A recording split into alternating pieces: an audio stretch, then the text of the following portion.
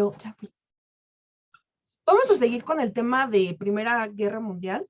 Quedamos que las causas principalmente la paz armada, ¿verdad? Básicamente, tenemos la paz armada, que es este periodo donde vamos a encontrar una competencia, ¿no? Por quién crea mejores armas, se arman las primeras alianzas, ¿verdad? Tenemos los rivales, tenemos una competencia armamentista, les había comentado cuáles son, la formación de las alianzas, ¿verdad?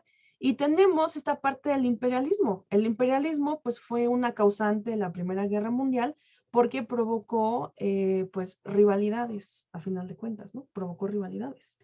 ¿Por qué? Porque acuérdense que África se convirtió algo así como en un pastel, y todos empezaron a agarrar sus buenas tajadas, y se acuerdan que el principio de ocupación efectiva es como que el primero que llegue, ¿no? Entonces, esto se volvió una rivalidad.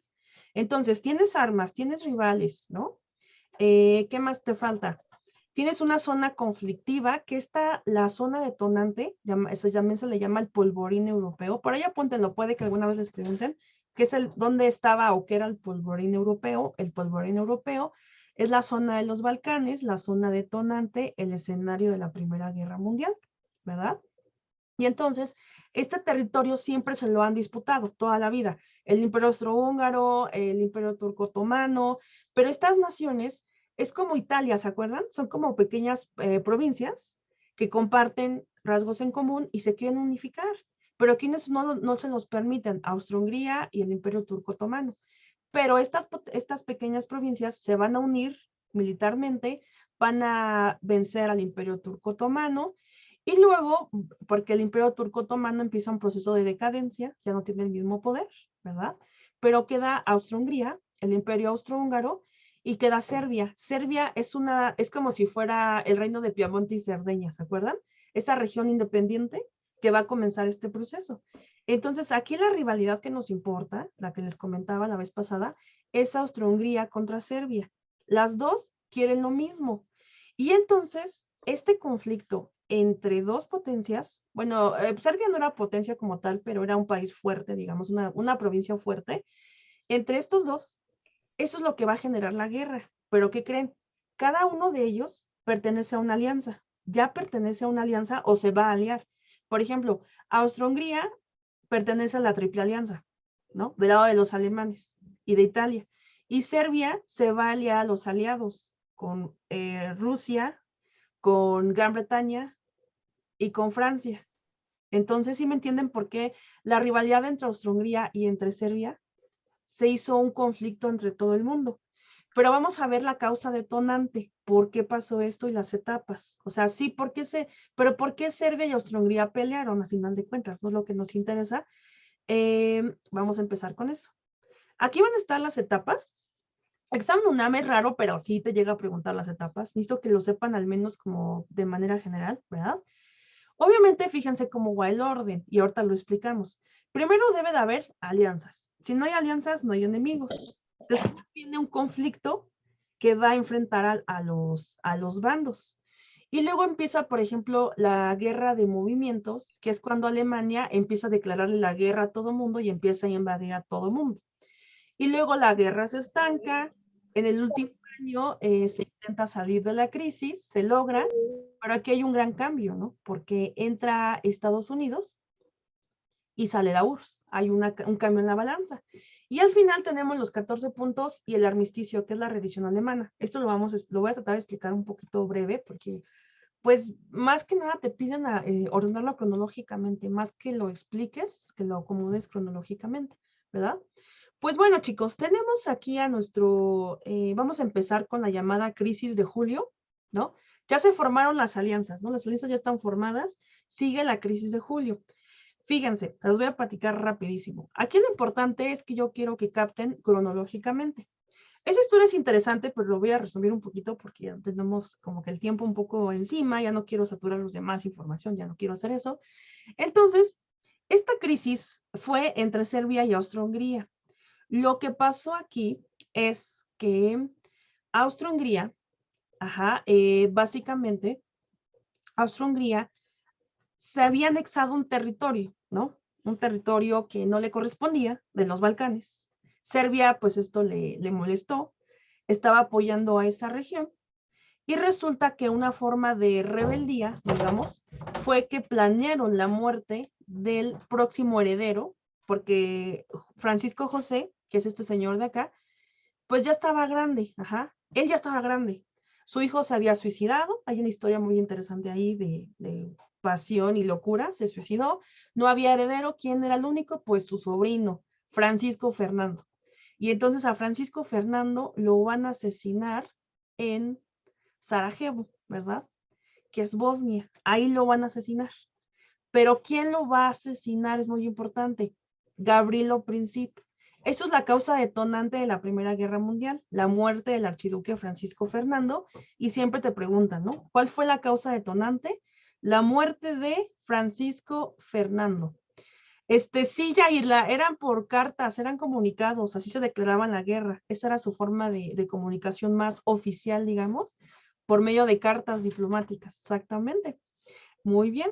Entonces, esto va a ser, ahí apuntan ustedes, primero pónganle la formación de alianzas, luego viene la crisis de julio, que es la causa detonante de la Primera Guerra Mundial, a raíz de la muerte del archiduque Francisco Fernando, que iba a ser el próximo emperador del Imperio Austrohúngaro, lo asesinan, y esto va a llevar a una rivalidad, un enfrentamiento diplomático, ¿no? Básicamente, lo asesinaron, chicos, porque, pues, era para desestabilizar el imperio, ¿no? Porque acuérdense que esto de heredar el cargo es muy importante. Entonces, el sobrino, o sea, Francisco José tiene una historia bien trágica. Se quedó sin familiares, casi, casi.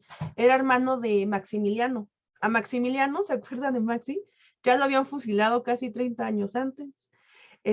Otro de sus hermanos había sido exiliado, no habían hijos, su hijo, el primogénito, se suicidó, el sobrino lo mataron, entonces eso iba a crear inestabilidad y por eso lo asesinaron. ¿Quién lo asesina? Importante pregunta, examen UNAM. Gavrilo Princip, que pertenecía a los Mano Negra. Los Mano Negra son un movimiento, digamos, nacionalista que estaba en contra de que Austria-Hungría empezara a absorber todo el territorio. Y entonces, chicos, a final de cuentas, esto va a generar que Austria-Hungría le exija a Serbia encontrar el asesino y que lo deje entrar a su territorio para buscarlo, porque no lo encontraban. Y entonces le dijeron, ¿sabes qué? No, el gobierno serbio, yo no estoy relacionado con Gavrilo Princip ni con los Mano Negra. A mí no me metas en problemas. Y Austria-Hungría, sí, pues como no me dejas entrar por tu territorio y encontrar al asesino, entonces Austria-Hungría bombardeó Serbia. Y de ahí, chicos, ya no hubo una vuelta atrás.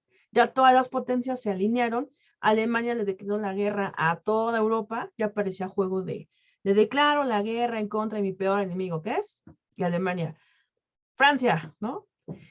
No sé, Gran Bretaña, y así se la pasó. Rusia, ¿no? Empezó una serie, una oleada de declaraciones. El 28 de julio es tu cumpleaños, mira, naciste en un día icónico, ¿no? Es un día icónico para la humanidad. Esta guerra tan bárbara y tan absurda, porque no digo que no sea importante el asesinato de Francisco, pero a final de cuentas se volvió en un conflicto más grande que pudo haber sido solucionado entre Austria-Hungría y Serbia y no pasar a mayores, pero no, esto se hizo más grande. Y entonces, chicos, en resumen, importante de este tema, esta es la causa detonante de la Primera Guerra Mundial. ¿Quién fue el asesino?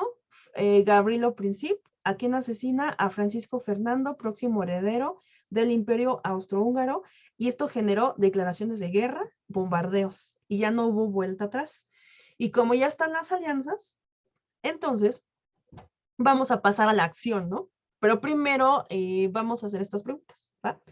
Fíjense, la 1 dice, selecciona 2 causas de la Primera Guerra Mundial. Esta preguntita me tocó, o sea, fue como muy sencilla este año.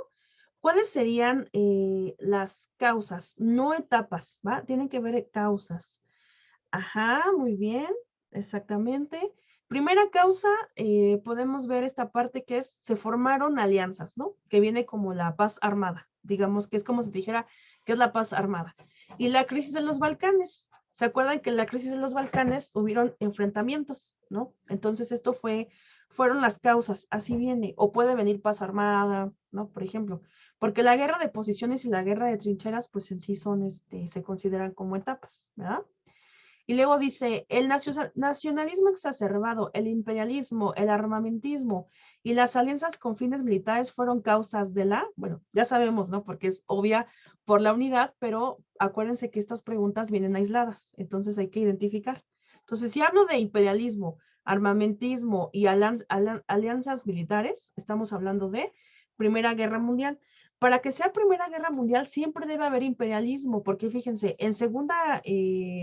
incluso gobiernos totalitarios, hablamos de nacionalismo exacerbado. Guerra Fría, hablamos de armamentismo, ¿no? Alianzas militares, hablamos de Guerra Fría. Entonces, la palabrita que nos va a diferenciar todo es el imperialismo. Ajá.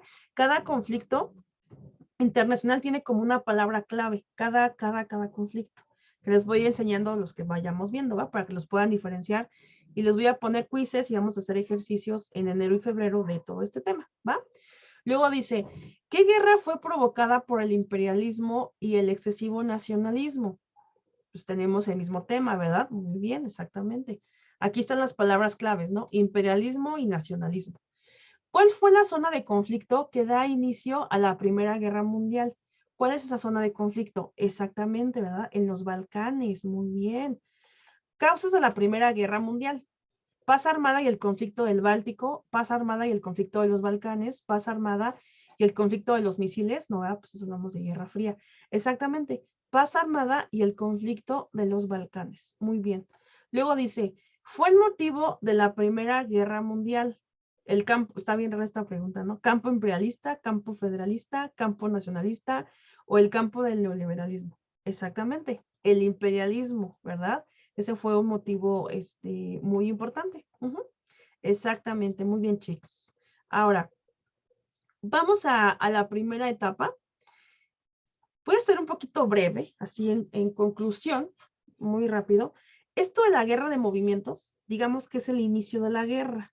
¿Quién va a empezar a atacar? Bueno, ya sabemos que fue Austria-Hungría, ¿no? Pero ¿quién le va a seguir en los ataques? Serán los alemanes.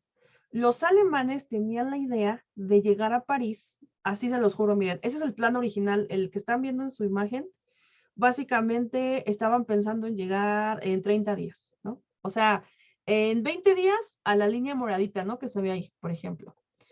En esta parte de aquí, miren, por ejemplo. Dicen, no, pues en 20 días llegamos aquí. En 30 días llegamos aquí, llegamos a París y seguimos avanzando. Ese era el plan de los alemanes. Pero lo que no contaba Alemania es que los rusos, o sea, acuérdense que los rusos son aliados de los franceses, los rusos avanzaron muy rápido. Ellos pensaron que iban a tardar mucho. Aparte, invaden Bélgica. Bélgica es neutral. Eso hace que Gran Bretaña entre a la guerra y le declare la guerra. Entonces Alemania estaba peleando en contra de Francia en un solo frente de guerra contra Bélgica, contra Francia y contra Rusia. Y aparte tenía otro frente de guerra abierto en la parte con la frontera con Rusia, tenía otro frente de guerra. Y aparte, pónganse a pensar, Austria-Hungría es un imperio que no destaca mucho militarmente, ni tampoco Italia. Entonces, creo que le falló un poco la alianza a Austria-Hungría, digo, a Alemania le falló la alianza, y eso pues le va a empezar a dar desventaja. Entonces, aquí lo que quiero ustedes, más que me expliquen qué pasó en cada una, es que ustedes vean la secuencia, ¿no? Primero se forman las alianzas, muere el archiduque, eso genera tensión. La primera en atacar, que es la llamada, o sea, primero debe haber movimiento, ataque, ¿no? Son los alemanes, pero fracasan, fracasan porque la guerra se va a ver estancada, pero para ambas naciones. O sea, prácticamente, chicos, la guerra se va a estancar 2 años. ¿Por qué? Porque va a haber una técnica, una táctica de guerra, se le puede llamar importante, que es la guerra de trincheras. Esto se conoce como la guerra de desgaste. O sea, lo que quiero que ustedes se imaginen es esto. Imagínense que ustedes son de un bando bueno, de un bando o de otro, el que ustedes quieran. La idea es ir avanzando, pero avanzaban metros. O sea, quiero que se acuerdan de La Mujer Maravilla, la película. Al principio se ven las trincheras, cómo se van atacando y van avanzando metro por metro, metro por metro, metro por metro. Y esto tardó 2 años, o sea, 2 años para avanzar algunos kilómetros y la guerra se estancó. ¿Por qué? Porque no ganaba ni Alemania ni ganaba Francia. O sea, 2 años. Incluso Alemania implementa la guerra submarina, empieza a hundir barcos, hace un relajo, pero la guerra no sale de ahí. Y pues la vida en las trincheras, fíjense, aquí les puse una infografía interesante. Básicamente conviven con parásitos, con ratas. A las trincheras las más bonitas eran las alemanas, esas estaban así, tenían hasta sus cuartitos, sus cocinas, bien bonitas, ¿no? Las demás sí estaban muy feitas, muy abandonadas. Y pues moría muchísima gente y esto se hacía un verdadero desastre. Y la guerra no avanzaba. Incluso fíjense, las batallas más fuertes, casi medio millón entre franceses y alemanes, prácticamente no salieron ¿cómo se dice? Del estancamiento. Eso es importante en la guerra de trincheras. Hasta que llega el año de 1917 y es cuando Estados Unidos entra a la guerra a raíz de que habían hundido un barco, que es un barco turístico, háganse de cuenta el Titanic, ¿no? Más o menos muy parecido. Se llamaba el Lusitania. Lo habían hundido en 1915, pero seguían hundiéndole barcos y un montón de problemas. Entonces Estados Unidos, hasta el 17, dice, ¿sabes qué? Voy a entrar, porque esto va a continuar. La guerra submarina alemana no termina y no siguen hundiendo barcos, no fue el único. La idea con el Lusitania fue muy fuerte porque es como un poquito ver la película del Titanic, ¿no? Imagínense, el barco iba llegando por el Mar del Norte, iba llegando a Liverpool, muy cerca de Liverpool en Inglaterra, va llegando, ya estaba a unos cuantos kilómetros de llegar y que se encuentran con un submarino alemán con un último torpedo, lo arrojan, el barco se parte a la mitad y todas las personas caen en el agua que es helada, que es muy fría, no todos sabían nadar, no estaban preparados y desafortunadamente murieron muchos norteamericanos, ingleses, murieron varias personas, ¿no? El barco era inglés en sí, pero murieron 128 turistas americanos. Alemania le argumentó que probablemente traían armas y que de hecho ya les habían declarado la guerra, que cualquier barco que estuviera cerca del Mar del Norte lo iban a bombardear porque lo iban a ver como sospechoso. Y así terminó la historia de Lusitania y esto va a obligar a que Estados Unidos entre a la guerra, ¿verdad? Entonces, para el año de 1917 es importante saber que Estados Unidos entra a la guerra por el hundimiento de Lusitania y hay otro país que sale. Ajá, aquí vamos a cambiar un poquito la balanza. ¿Quién sale? Rusia. Ajá, Rusia sale de la guerra. ¿Por qué?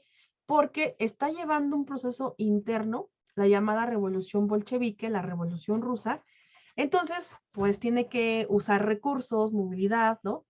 Y decide salirse, ¿no? Eso se los voy a contar cuando veamos la Revolución Rusa, se los cuento exactamente por qué se sale, pero aquí lo importante es que me pueden preguntar, ¿por qué salió Rusia de la guerra?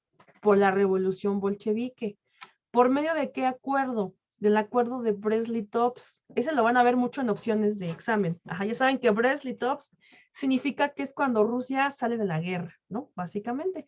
Y entonces, pues ya, sale Rusia de la guerra, entra Estados Unidos, cambia la balanza y Estados Unidos pues va a apoyar, obviamente se va a ir con los aliados. Y esto cambió toda la balanza. Entonces, fíjense, lo padre es que los Austro-Hungría se rinde, los Balcanes ya no está abierto, que otro frente de guerra, el de la frontera ruso-alemana, ya está cerrado, queda un solo frente de guerra muy importante, que es el primero que se abre, pero Estados Unidos pues va a apoyar a los aliados y va a llevar a cabo una ofensiva, ¿no? Muy fuerte, muy rotunda y le va a ganar a Alemania. Alemania va a estar en un punto peleando contra franceses, ingleses, belgas, rusos, norteamericanos, ¿no? Austro-Hungría ya se había dado por vencida, Italia es una traicionera y se cambia de bando, entonces Alemania se quedó prácticamente sola y pues tuvo que rendirse, ¿no? Pero antes de la rendición, básicamente ya se estaba negociando o se estaba hablando de qué iba a pasar con Alemania, ya se estaba discutiendo. En los 14 puntos es importante que sepan que esto fue la base del tratado, de la negociación del Tratado de Versalles. Te lo preguntan mucho, ¿no? ¿Cuál fue el documento en el que se basa el Tratado de Versalles, ¿no? ¿De dónde saca todos los puntos, los acuerdos? Pues los 14 puntos de Wilson. Fíjense, todavía no acaba la guerra. Ellos ya están discutiendo cómo se va a castigar de alguna manera a Alemania, ya están las discusiones de este documento. Pues lo importante, no se preocupen por los puntos, eso no te van a preguntar, nada más te van a preguntar en qué documento, de hecho lo preguntaron el año pasado, en qué documento se basaron para el Tratado de Versalles. De aquí nada más tomaron unos puntos, o sea, no crean que tomaron todo el acuerdo, tomaron unos puntos. El más importante es la fundación de la Sociedad de Naciones. Ajá, ahorita les platico qué es la Sociedad de Naciones. Eso es lo más importante. Por eso deben ustedes saber que los 14 puntos de Wilson fueron ese documento base para el Tratado de Versalles. Eso es lo más importante. Ajá. Y al final, pues viene, ¿qué viene? Pues la paz, ¿no? Alemania se da por vencida, la hacen firmar la renuncia en un vagón de un tren, ¿no? Que luego les platico que sigue con la venganza de este vagón. Importante. Se declaran un armisticio de paz y oficialmente la Primera Guerra Mundial termina, ¿no? Con un montón de muertos. ¿Qué va a pasar con Alemania? No vamos a ver ahora las consecuencias, ¿no? Ya sabemos más o menos las etapas. Pues ahora, ¿qué resulta? Ahora, ¿qué va a pasar con Alemania? Pues Alemania va a ser la más castigada. Va a perder Alsacia y Lorena, ¿se acuerdan que lo había conseguido de Francia? Le van a prohibir unirse con Austria, le van a poner sanciones económicas muy, muy, muy altas y va a perder muchos territorios. O sea, aquí lo importante con el Tratado de Versalles es que sepamos que es el que le pone fin a la Primera Guerra Mundial y significó un castigo para Alemania. Ajá, le quitaron territorio y lo pusieron a pagar mucho, mucho dinero. Eso fue lo que le pasó a Alemania, ¿no? O sea, fue pues la que perdió, ¿verdad? Y vamos a las consecuencias, fíjense. Primer punto, pues se crea la Sociedad de Naciones. Esta organización tenía la idea de evitar un conflicto armado, de que los países se sentaran a hablar sobre sus problemas y en lugar de que Austria-Hungría hubiera bombardeado a Serbia, hubiera un mediador, ¿no? Y se pudiera arreglar los problemas. El objetivo era mantener la paz mundial. Ese es el objetivo de la Sociedad de Naciones. Vamos, ya saben, los voy a spoilear, pero sabemos que no funcionó porque hubo una Segunda Guerra Mundial, ¿verdad? Entonces no funcionó. Pero esto fue como el intento para que las naciones pudieran arreglar sus problemas de una manera civilizada. Ese era el intento.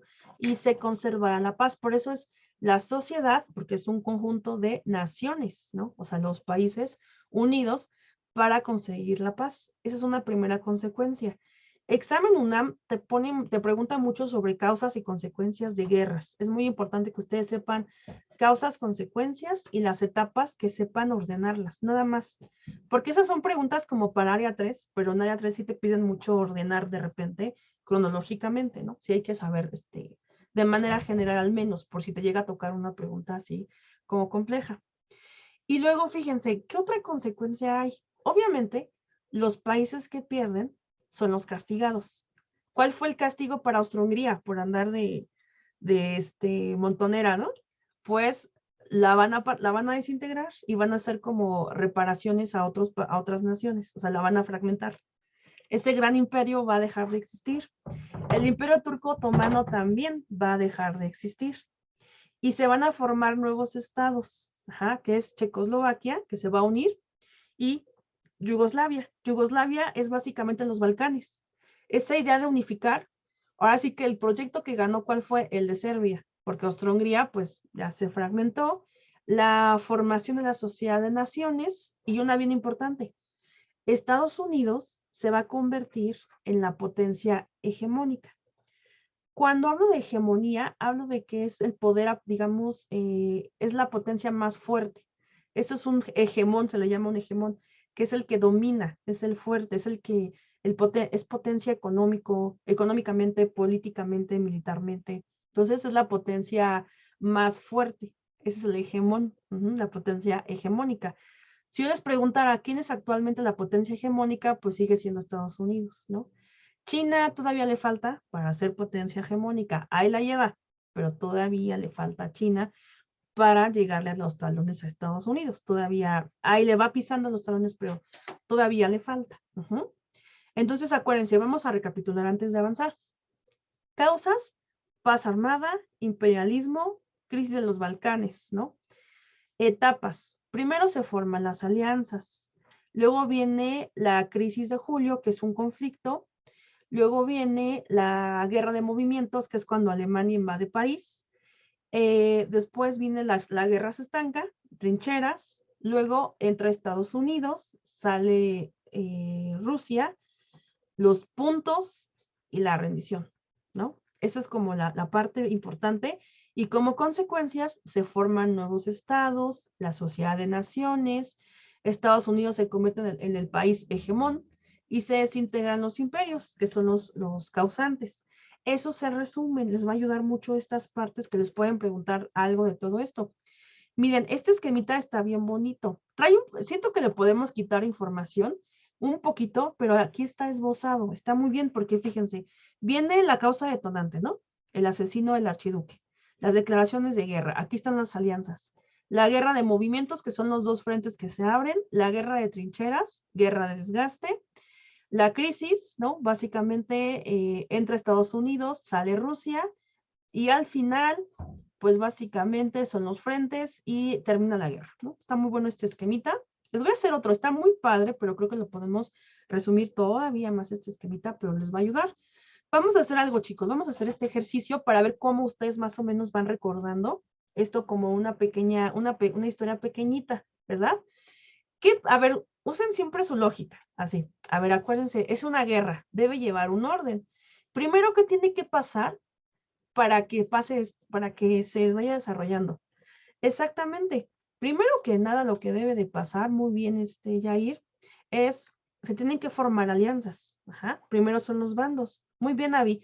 Incluso fíjense, cuando ustedes se enojan con alguien, por ejemplo, con unos amigos o así, primero, lo primero que tiene que pasar es que ya hay bandos, ¿no? Ya sabes a quién vas a apoyar si se pelean, ya lo sabes. Y luego, ¿qué seguirá después de que ya tenemos los bandos? Ajá, muy bien. Debe haber un conflicto, ¿no? En el caso de tus amigos, a lo mejor alguien le robó el novio, la novia, o le debe dinero, no sé. Ahí viene el conflicto.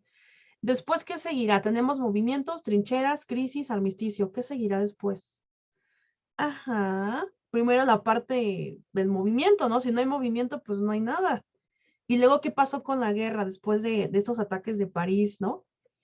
Ajá, la guerra se estanca, ¿verdad? Y viene la guerra de trincheras. Y luego, ¿qué pasó? A ver si se acuerdan. Viene otra crisis, ¿no? La de 1917. Muy bien, Avi, muy bien, Yair. Que es básicamente, a ver, ¿quién entra a la guerra? Ya sabemos, ¿no? ¿Y quién sale? Entra Estados Unidos y sale Rusia, ¿verdad? Por el Tratado de Brest-Litovsk y sale por esta cuestión de la revolución bolchevique.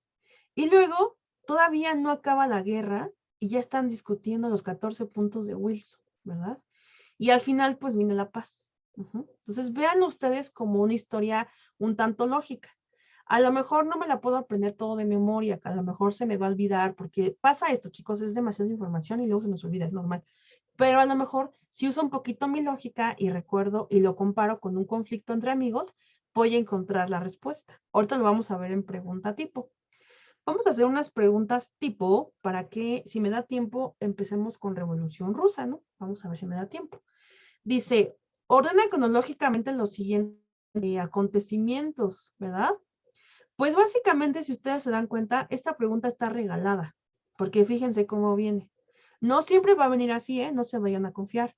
Esta pregunta, chicos, viene en el orden, esta la encontré en una guía, me ha tocado alguna vez, y viene en el orden adecuado. Se forman alianzas, hay un conflicto, Alemania invade París, se estanca la guerra, y lo último viene esto, no viene la crisis, no viene nada de eso, pero se lo salta, ¿no? Entonces viene 1, 2, 3, 4, 1, 2, 3, 4 y 5, así viene. Vamos a resolver la 2, ¿no? La 2 dice, región europea donde se ubicó la causa inmediata para la Primera Guerra Mundial. Esa es una pregunta muy común. La frontera alemana, los Balcanes, las repúblicas bálticas, el estrecho de Gibraltar, exactamente. Muy bien, chicos, exactamente, los Balcanes. Muy bien, excelente. Luego dice, suceso que ocasionó la entrada de los Estados Unidos en la Primera Guerra Mundial. El hundimiento, el asesinato, la invasión o la revolución. Exactamente. Lo que provocó que Estados Unidos entrara a la Primera Guerra Mundial fue el hundimiento del Lusitania, ¿verdad? Muy bien. Y luego dice, el motivo inmediato que ocasionó la salida de Rusia de la Primera Guerra Mundial, la batalla de Tannenberg, el tratado de Brest-Litovsk, la revolución bolchevique o la batalla de Galípoli. Nos está preguntando el motivo, ¿verdad? Nos está diciendo por qué. No nos está preguntando el acuerdo, nos está diciendo, bueno, ¿y por qué salió? Ah, pues por la revolución. Como tenía un asunto ahí interno que arreglar, pues dijo, ¿sabes qué? O sea, no, la guerra nos está desgastando mucho, nos vamos a enfocar en nuestro conflicto civil, ¿no? Y luego dice la 5, el incidente a partir del cual se desencadenó la Primera Guerra Mundial. ¿Cuál fue ese incidente?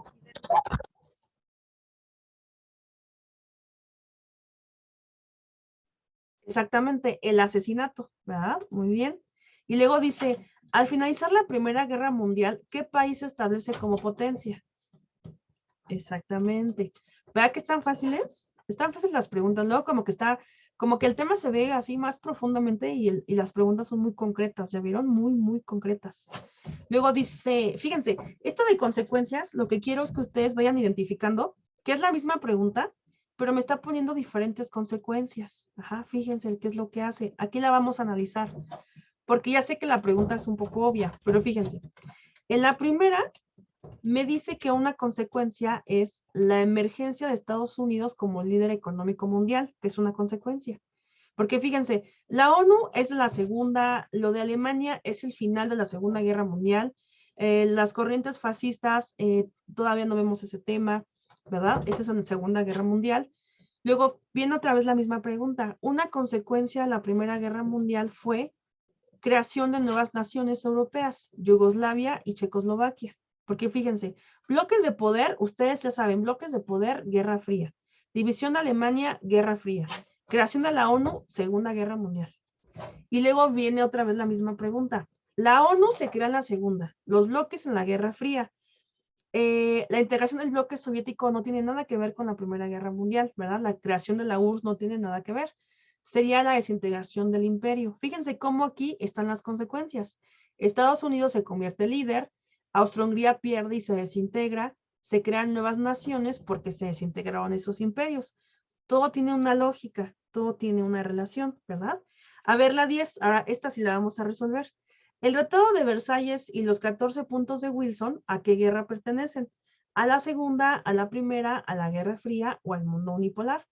Exactamente. Pertenecen a la Primera Guerra Mundial, ¿verdad? Por eso les digo que funciona mucho hacer collage. Yo, en guerras así, yo hacía collage, causas, consecuencias, etapas, te ayuda más, porque hay que relacionar, ¿no? Hay que relacionar. Y vamos con la 11 y dice, documento en el que se basó la elaboración del Tratado de Versalles. Ay, no, espérenme, esta no viene la respuesta. Se las pregunto así. Ay, no la he cambiado, tengo que corregirla. ¿Cómo se llamó ese documento? Se lo vamos a hacer abiertamente, ¿verdad? ¿Cómo se llamó el documento en el que se basó la elaboración del Tratado de Versalles? Ajá, exactamente. Los 14 puntos de Wilson. Ajá, muy bien. Eso es, aquí las, déjenle cambiar ahorita, se la voy a cambiar la respuesta, se me pasó. Es que, ay, luego se me vienen estas cositas, estos detalles se me pasan. Esto es básicamente la misma pregunta. Aquí están, nada más les voy a corregir antes de subirla. Y no sé si tengan alguna duda, espero que les haya quedado claro. De este tema lo que más me importa es que sepan las causas, que puedan ordenar, esos son nuestros objetivos de aprendizaje de este tema. Debo de saber cuáles, ¿me tengo que aprender las causas? Pues sí, ¿verdad? Tengo que saber las causas. ¿Todos súper claros, seguros, seguros? Conste, ¿eh? Hagan muy calladitos, pero bueno, les voy a creer. Ya no los voy a molestar, se los juro. Ya no les voy a decir nada, ¿va? Vamos así ya a trabajar, como ustedes gusten, ¿va?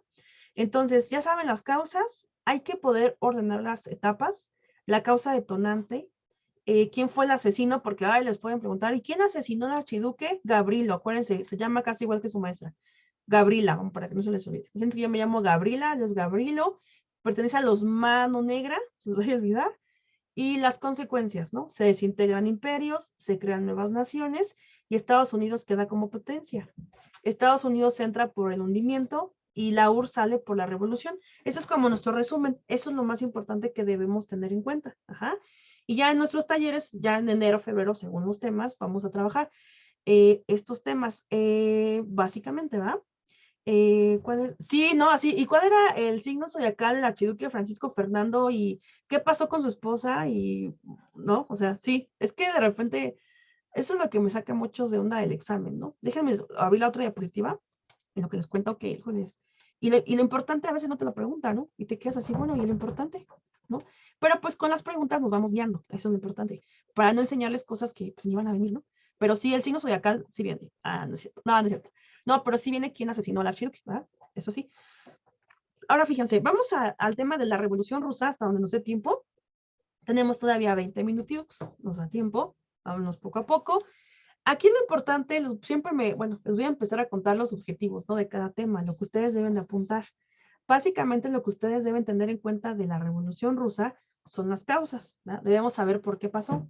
Otro es ordenar cronológicamente, no importa el área, ¿eh? Siempre les preguntan, ordena cronológicamente la Revolución Rusa y los personajes. Nos van a preguntar sobre Nicolás, quién era Nicolás II, Alexander Kerensky, ¿verdad?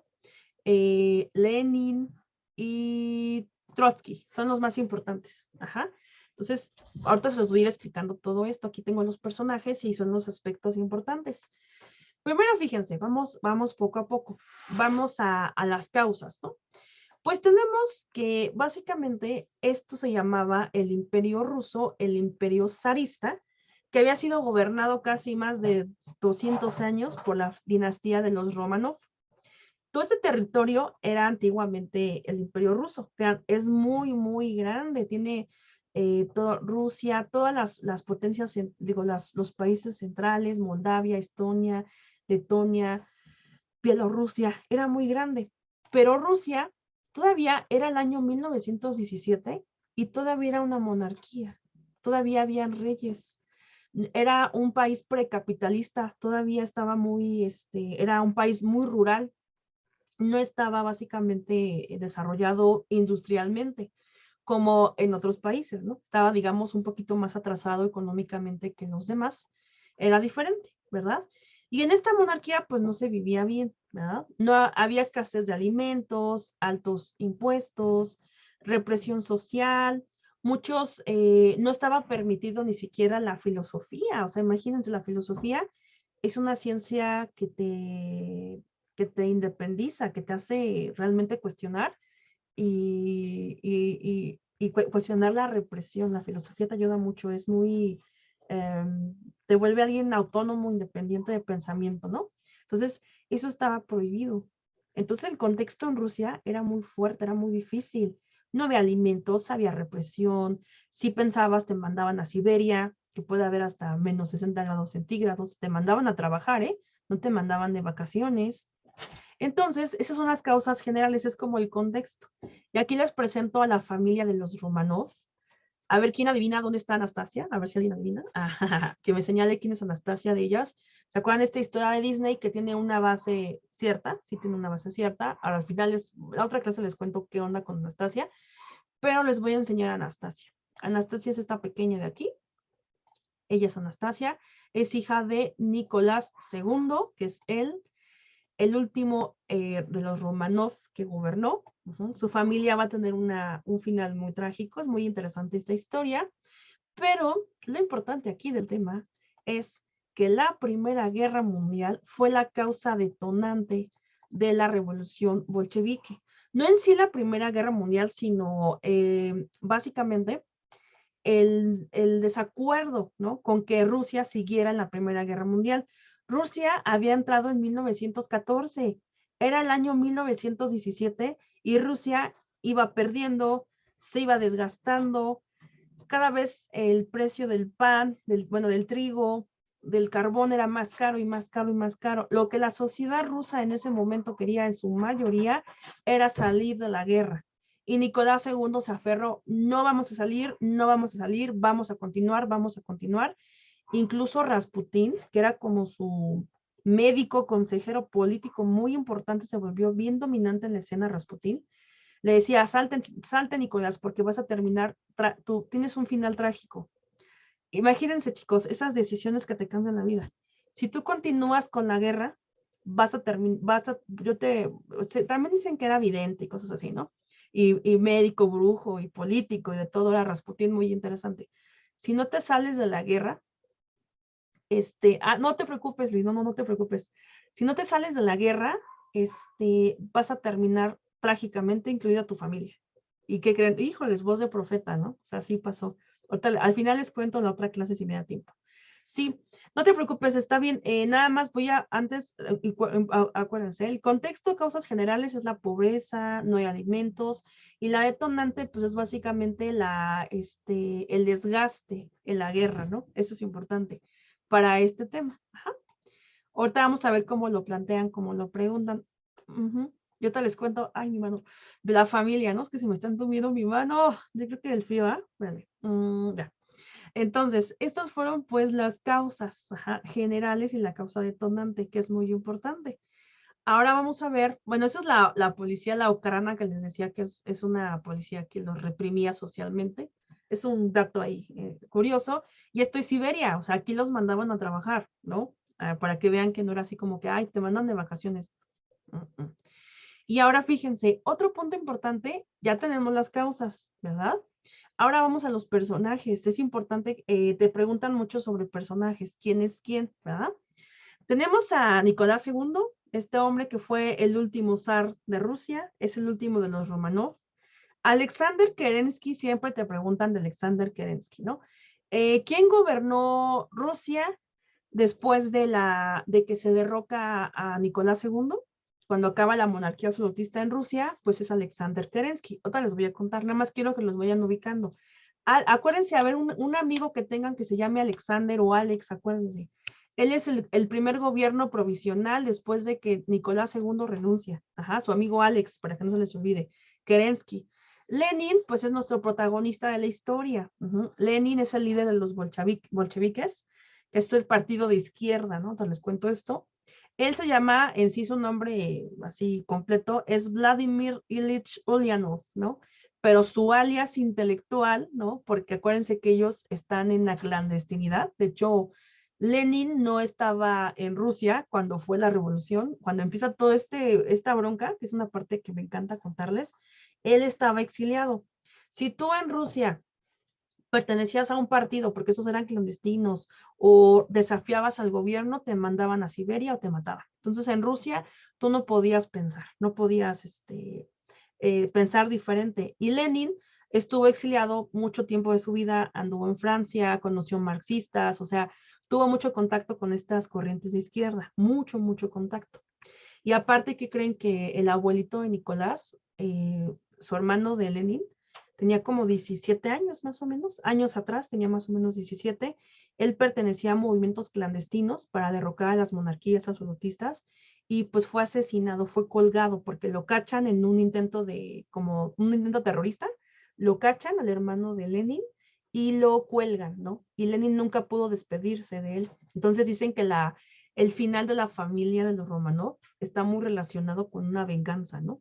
Se los cuento en la otra clase, la historia de venganza y cómo termina la familia real. Ahorita me voy a enfocar en esto, ¿va? Ya saben que me gusta contarles ciertos datitos chiquitos.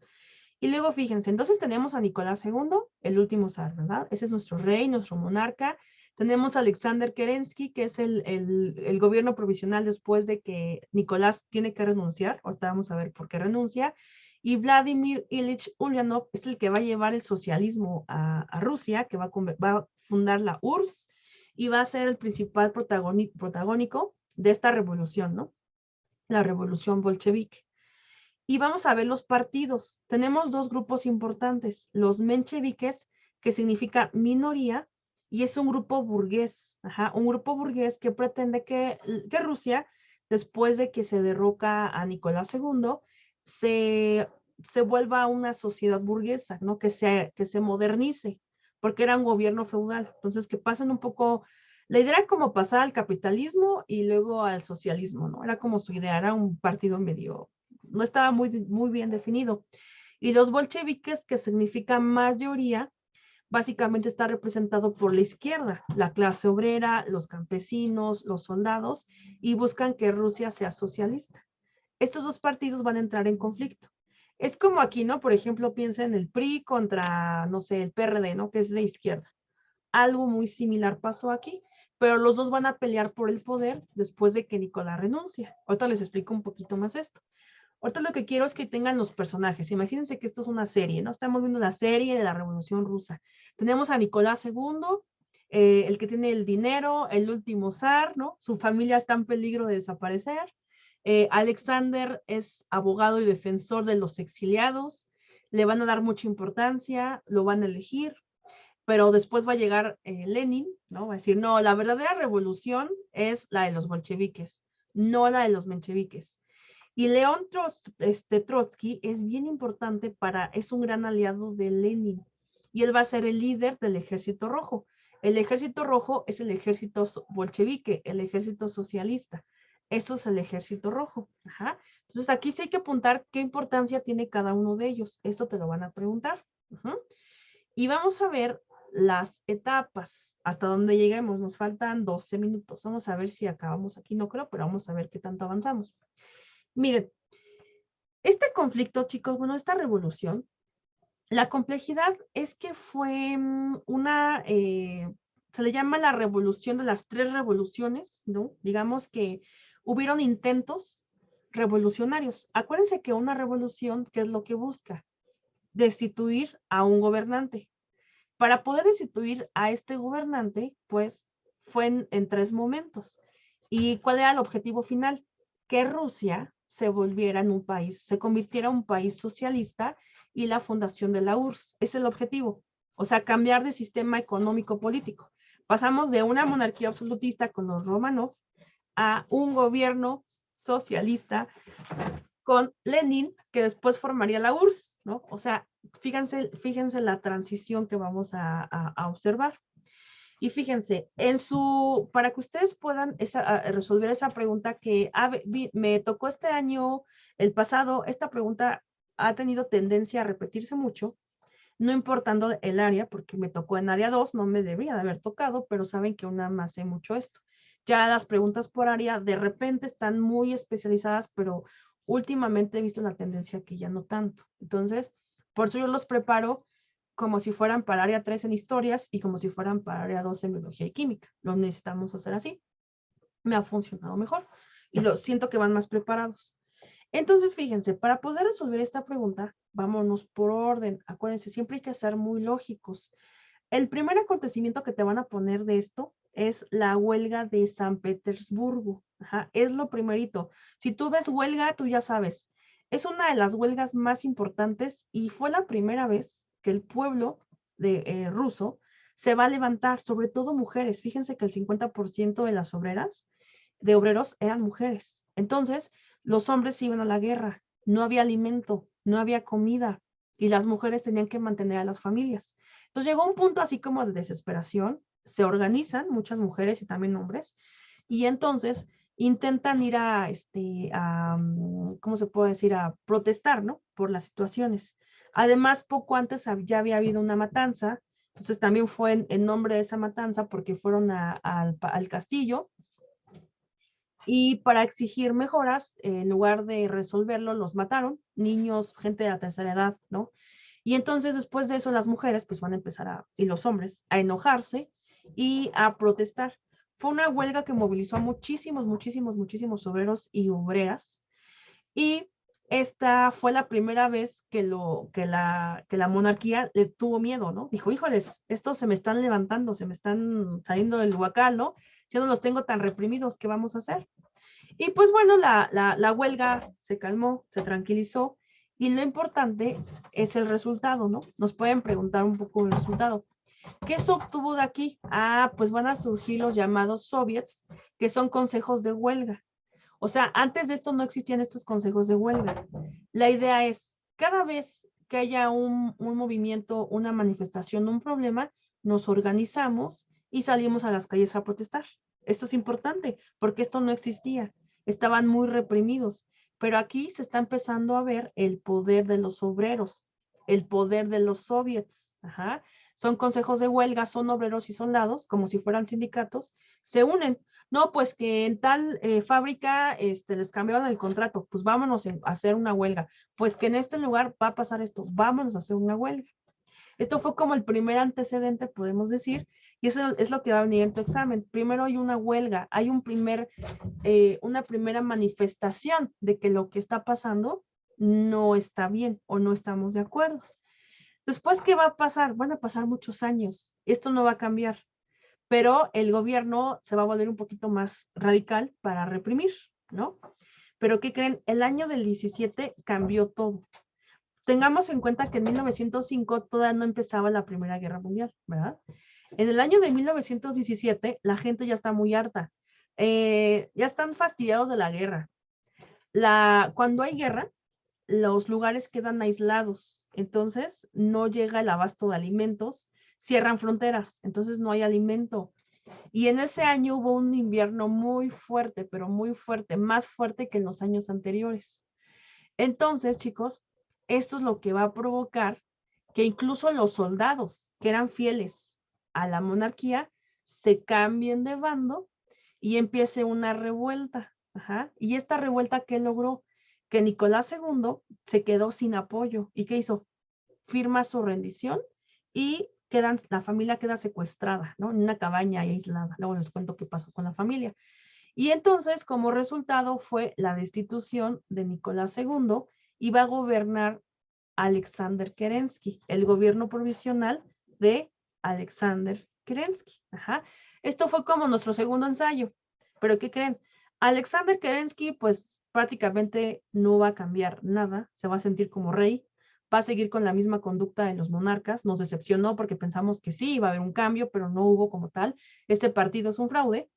Y en ese entonces, Lenin se entera, él está en Suiza, está exiliado, se entera de la destitución de Nicolás II y dijo, híjoles, este es mi momento de regresar a Rusia, ya no está el zar Nicolás II, vamos a planear un golpe de estado en contra de Kerensky, me han llegado noticias de que no lo está haciendo bien, tengo que llegar, pero, problema, estás en plena época de guerra de trincheras, toda Europa está cerrada en las fronteras, están peleando todos contra todos, es un desastre. ¿Cómo voy a llegar de Suiza a Rusia? Pues ahí va la cosa fuerte. Resulta que los alemanes, ¿se acuerdan que son enemigos? Se acercan a Lenin y le ofrecen financiar su revolución. A ver, Lenin, te vamos a dar dinero. Todo esto según fue secreto, después se supo. Te vamos a mandar en un tren blindado para que llegues bueno, no va a llegar en tren a Rusia, pero el punto de acceso, ese tren no va a ser ni siquiera una sola parada, ni siquiera una sola porque está blindado y protegido. Tienes que llegar y tú vas a llevar, vas a organizar te vamos a apoyar para tu revolución a cambio de que tu país salga de la guerra. Eso fue el acuerdo. Entonces imagínense, Lenin llega a Rusia y les promete, si ustedes me apoyan, la llamada tesis de abril, salimos de la guerra. Y todos, bravo, Lenin, Lenin, ¿no? Y empieza a tomar los puntos estratégicos, las líneas de comunicación, el petróleo, de todo se adueña y empieza su movimiento. Es cuando realmente se considera la revolución socialista, porque los bolcheviques son de izquierda, y entonces empieza este proceso de nacionalizar los bancos porque eran de extranjeros, abolición de la propiedad privada y se implementa el socialismo. Ajá, gracias a Lenin. Imagínense, o sea, el exiliado los llegan a transportar, la gente lo apoya, lo aclama y prácticamente Lenin se vuelve líder de Rusia, el más importante, ¿no? De esos tiempos. Aunque después entran en guerra civil, bolcheviques contra mencheviques, pero gracias al Ejército Rojo y Trotsky ganan la guerra y en 1922 se imponen los bolcheviques y se implementa la URSS, ¿no? Básicamente, que es la unión de varias naciones, ¿no? En 1922 y Rusia se va a convertir en el primer país socialista del mundo. Ajá, eso es muy importante. Se imponen el poder los bolcheviques, se crea la URSS ahora sí que ya no es Rusia, ahora es URSS y es el primer país socialista o nación o federación socialista en el mundo. Eso es lo importante. Y fíjense, aquí lo tengo como una línea del tiempo para que nada más lo importante es que ustedes lo puedan ordenar. Siempre va en una línea, ¿no? Primero tenemos la huelga de San Petersburgo. Luego la revolución que se da, digamos, en el 17 en dos fechas, ¿no? Primero en febrero, renuncia Nicolás, viene Kerensky, y al final los bolcheviques van a ganar. Fíjense, nada más es como que se lo aprendan en orden. Huelga. Renuncia, la revolución de febrero, renuncia a Nicolás, llega Alexander, y luego Alexander, después de Alexander, ¿quién llega? Lenin. ¿Y qué pasa con la URSS o con Rusia? Se vuelve socialista y se convierte en el primer país socialista, ¿verdad? Eso es lo más importante. Vamos a hacer esto, fíjense, vamos a resolver preguntas, nos da tiempo de resolver preguntas. Son poquitas las preguntas de Revolución Rusa, son muy concretas. Dice, y están fáciles, ¿quién gobernó Rusia tras la abdicación del último zar Nicolás II? ¿El Parlamento, su hermano, León Trotsky o Alejandro Alexander Kerensky? Exactamente, sería Kerensky. Ajá. Acuérdense que Trotsky es jefe del Ejército Rojo, ¿va? Eso luego les cuento quién es, ese es muy interesante ese señor también. Luego dice, después de la revolución bolchevique, ¿qué sistema de gobierno se establece en Rusia? Después de esta revolución, ¿en qué sistema se vuelve, en qué se convierte, vaya, Rusia? ¿Se vuelve capitalista? Pero acuérdense que era feudalista, capitalista, socialista, anarquista o democrático, ¿no? ¿Cuál fue el objetivo de esta gran revolución? Pues que fueran socialistas, ¿verdad? Básicamente se convierte en una nación o un país socialista, ¿verdad? Ahora dice, ¿quién fue el líder de la revolución bolchevique? ¿Quién llevó a cabo, a quién movilizó a los bolcheviques para destituir al señor Kerensky, ¿verdad? Exactamente, tenemos muy bien, a Lenin, ¿verdad? Muy bien. Luego dice, ¿quién gobernó Rusia tras la abdicación del último zar Nicolás II? El Parlamento, ya lo hicimos, ¿verdad? Perdón, sí, Kerensky. Muy bien. Muy bien, chicos. Muy bien, chicos. Ok. Ahora, vamos a ver que ya vamos a acabar. La 5 ya la hicimos, también la 6. Fíjense la 7. La Revolución de Octubre y el Tratado de Brest-Litovsk forman parte del proceso y la creación de... Esta está muy sencilla. Si pensamos en Brest-Litovsk, pensamos en del proceso revolucionario ruso y la creación de la Unión de Repúblicas Socialistas Soviéticas, que es la URSS, ¿verdad? Exactamente. Y fíjense, la más difícil de este tema, la que te pueden preguntar más difícil, es la 8. A ver, ustedes díganme primero, ustedes me van a decir qué es primero. Exactamente, la 7 es la C, muy bien. A ver, ustedes me van a decir qué es primero en la 8. La Revolución de Octubre, la fundación de la URSS, la huelga de San Petersburgo, el gobierno provisional o la muerte de Lenin, ¿no? De verdad no les comenté, después de 1922, básicamente después de que se crea la URSS, en el 24, Lenin tenía una salud muy, muy delicada y muere, ¿no? Entonces, lo último sería la muerte de Lenin. Es un tip que les puede ayudar. Primero es la huelga, ¿no? La de San Petersburgo, que es como el primer intento revolucionario. Luego, ¿qué seguiría? La Revolución de Octubre, la fundación de la URSS, el gobierno provisional de Kerensky o la muerte de Lenin. ¿Qué seguirá después de eso? Fíjense, después de la huelga viene la Revolución de Febrero, ¿verdad? ¿Y qué se consigue con la Revolución de Febrero? La renuncia de Nicolás. Y después de que renuncia Nicolás, ¿quién gobierna después de Nicolás? Ya sabemos que gobierna Kerensky, ¿verdad? Después seguiría 3, 4, luego viene la Revolución de Octubre o la Revolución Bolchevique. Ahí ustedes pónganle que es lo mismo. Después se funda la URSS y el último es la muerte de Lenin.